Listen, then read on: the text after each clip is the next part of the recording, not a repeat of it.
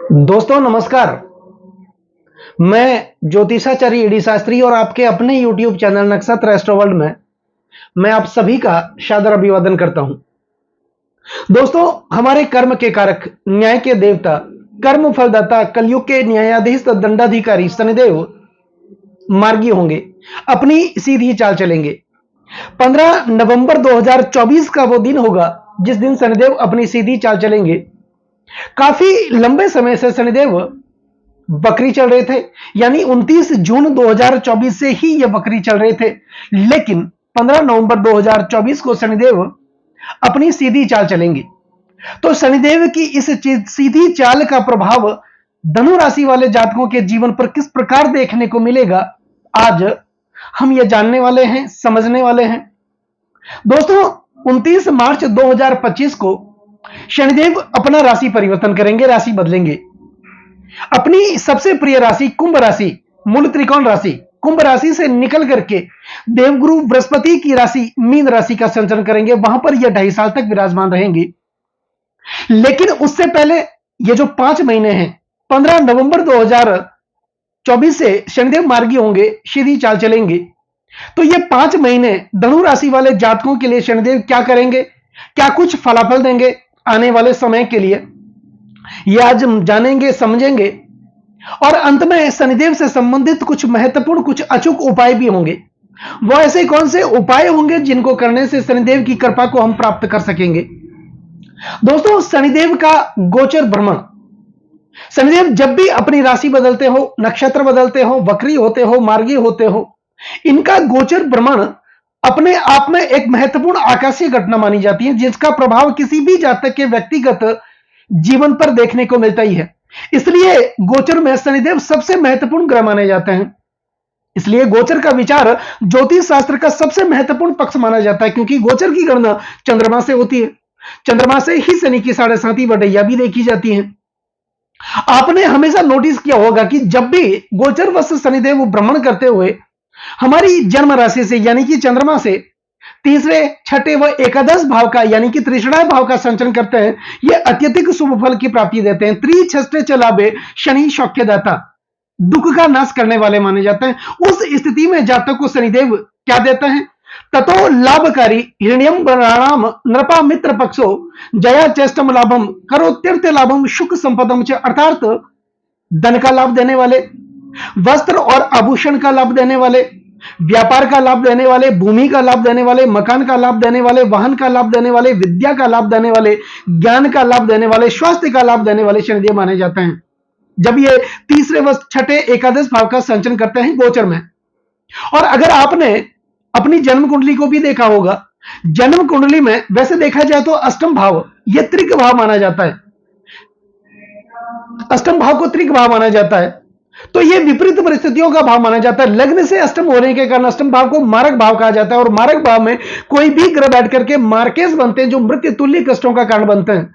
लेकिन अष्टम भाव में शनिदेव आयुष्य की, उम्र की वृद्धि करते हैं।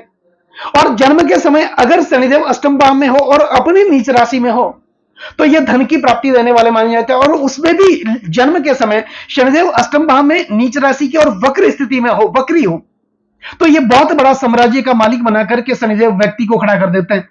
दूसरी बात की गोचर बस शनिदेव जब भी भ्रमण करते हुए, क्योंकि यह नक्षत्र परिवर्तन भी करते हैं, अश्विनी नक्षत्र, मगा नक्षत्र, मूल नक्षत्र, विशाखा नक्षत्र या फिर पुनर्वसु नक्षत्र पर से गुजरते हैं, उस स्थिति में भी जातक को महत्वपूर्ण फल की प्राप्ति ये देते ही है। यह जानना हमारे लिए बहुत जरूरी है, क्योंकि आजकल शनिदेव को लेकर के लोगों को डरा दिया जाता है, भयभीत करा दिया जाता है। क्या शनिदेव ऐसे ग्रह हैं जो किसी को दुख दे सकते हैं?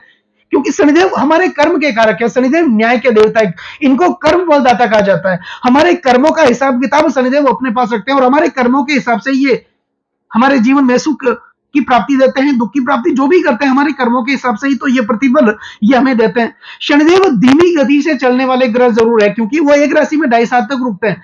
तो एक राशि में 2.5 साल तक रुकने का कारण यही होता है कि इन्हीं 2.5 सालों में शनिदेव व्यक्ति के धैर्य की परीक्षा लेते हैं। और धैर्य एक ऐसी सवारी होती है जो अपने सवार को कभी गिरने नहीं देती, ना तो किसी के कदमों में गिरने देती है और न ही किसी की नजरों में गिरने देती है। दोस्तों, शनि की 7.5 वटैया क्यों आती है?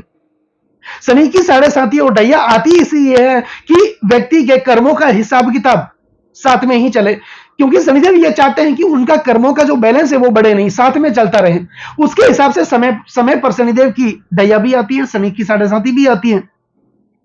तो धनु राशि वाले जातकों के लिए शनिदेव जब मार्गी होंगे, वैसे देखा जाए तो धनु राशि वाले जातकों के लिए शनिदेव तीसरे भाव के अंदर, त्रिषणाय भाव के अंदर विराजमान है। अपनी मूल त्रिकोण राशि, सबसे प्रिय राशि कुंभ राशि में विराजमान है। तो यहां पर हालांकि यह देखा जाए तो गोचर की स्थिति शनिदेव की तीसरे भाव में अपनी स्वराशि में अच्छी मानी जाती है, लेकिन 29 जून 2024 से ये वक्री चल रहे थे, तो इनका शुभ प्रभाव धनु राशि वाले जातकों के जीवन पर देखने को नहीं मिला।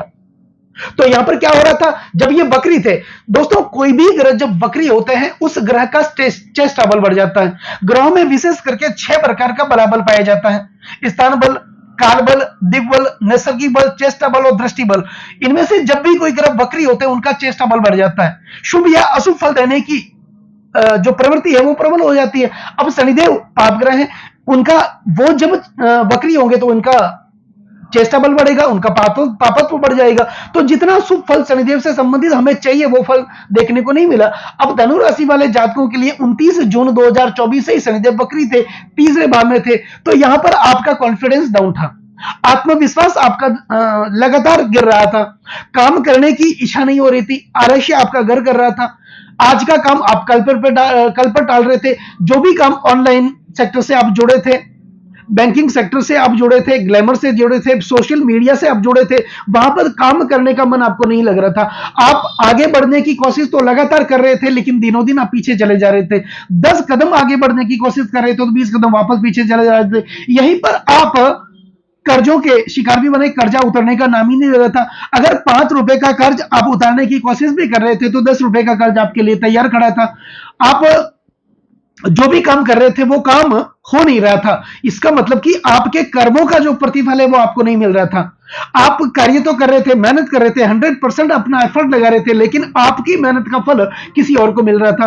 पारिवारिक स्थिति आपकी अच्छी नहीं थी, छोटे भाई बहनों के साथ विवाद चल रहा था, बड़े भाई बहनों के साथ विवाद चल रहा था, पारिवारिक स्थितियां अच्छी नहीं थी। इसके कारण कोर्ट कचहरियों के आप चक्कर भी काट रहे थे, प्रत्येक संपत्ति में विवाद भी चल रहा था, माता पिता के साथ वैमनस्य चल रहा था, पति पत्नी में अलगाव चल रहा था। तो इस प्रकार की स्थितियां 29 जून 2024 से ही आपके जीवन में देखने को मिल रही थी, क्योंकि शनिदेव जब वक्री थे, अब शनिदेव तीसरे भाव में वक्री थे, तो जो भी ग्रह वक्री होता है उस ग्रह का चेष्टा बल बढ़ जाता है, यानी कि वो एक भाव पीछे का बल भी देता है।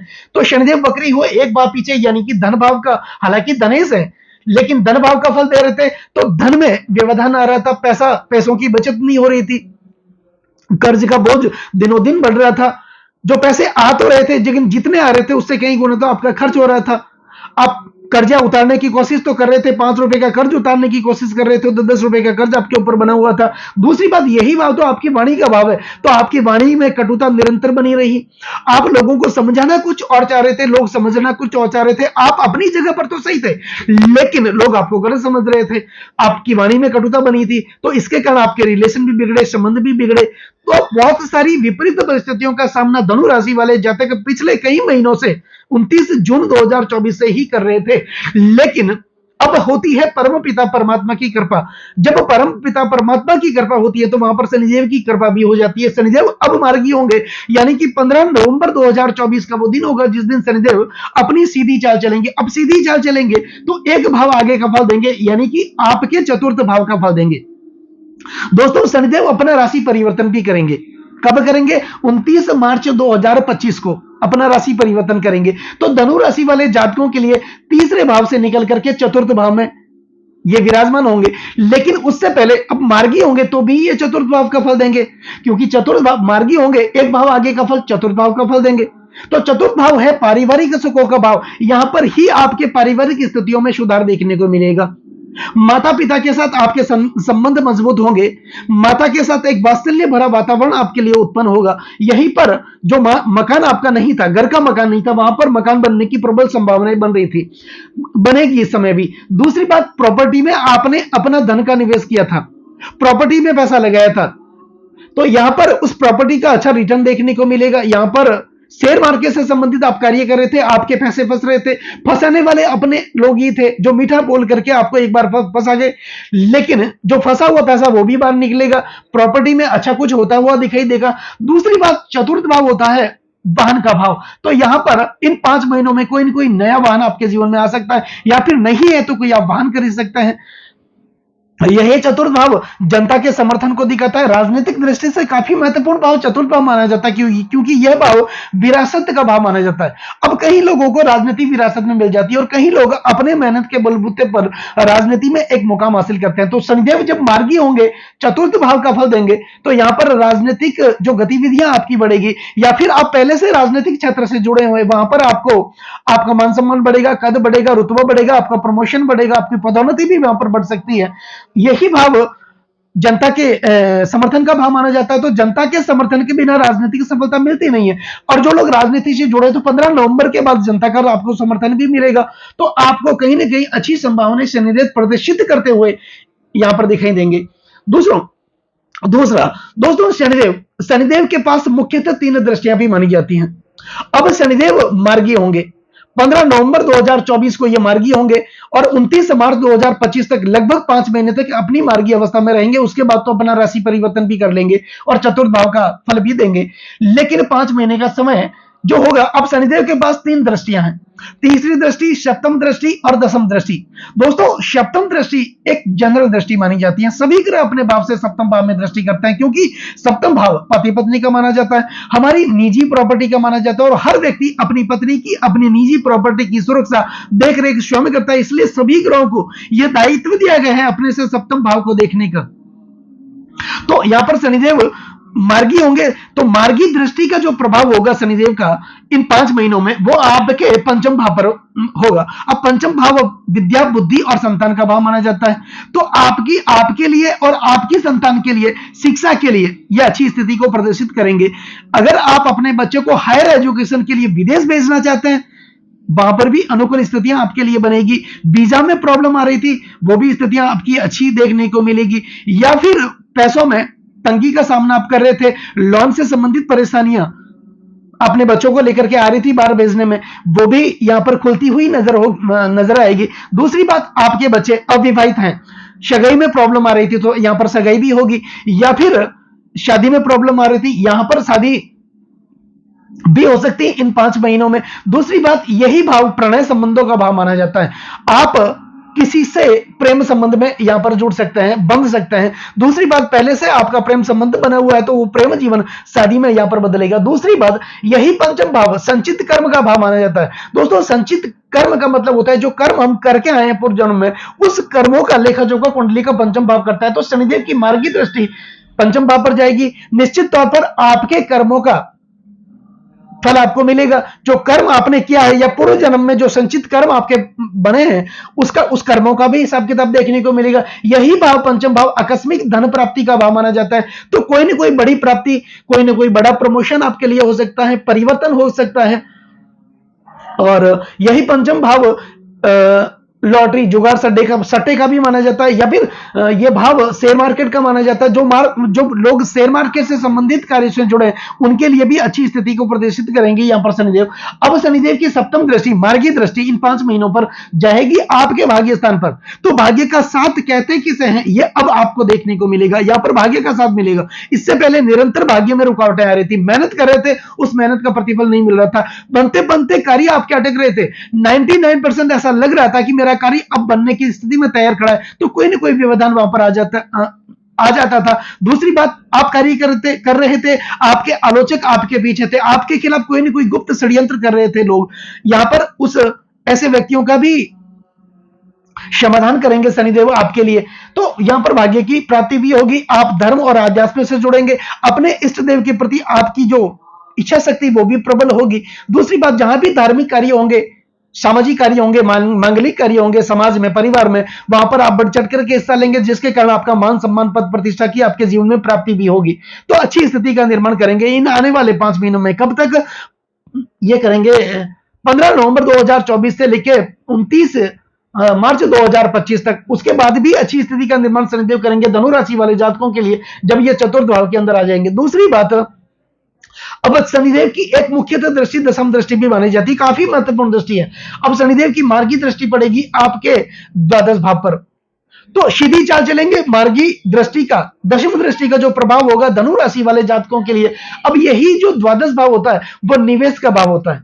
दोस्तों, आपने अपने पैसे का, अपने धन का निवेश किया होगा, या तो आपने अपनी प्रॉपर्टी में किया होगा, या फिर शेयर मार्केट में क्या होगा, बच्चों के हायर एजुकेशन के लिए क्या होगा, तो यहां पर निवेश का अच्छा रिटर्न आपको मिलेगा, या फिर आपके घर का मकान भी यहां पर बनेगा। अपने जन्म स्थान से दूसरे स्थान पर जाकर के आप अपना व्यवसाय भी लगाएंगे, या फिर पार्टनर के साथ, भागीदार के साथ वैचारिक जो मतभेद बने हुए थे वो भी अच्छे देखने को मिलेंगे। दूसरी बात, यही भाव सैन्य सुख का प्रतिनिधित्व करता है द्वादश भाव, क्योंकि यह भाव अन्यत और परत्व का भाव भी माना जाता है।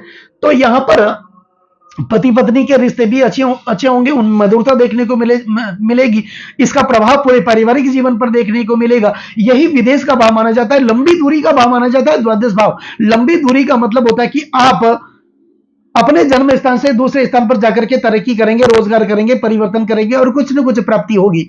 दूसरी बात, यही भाव समुद्र से उस पार का भाव माना जाता है द्वादश भाव। तो हमारे लिए समुद्र का उस पार मतलब कि विदेशी हुआ।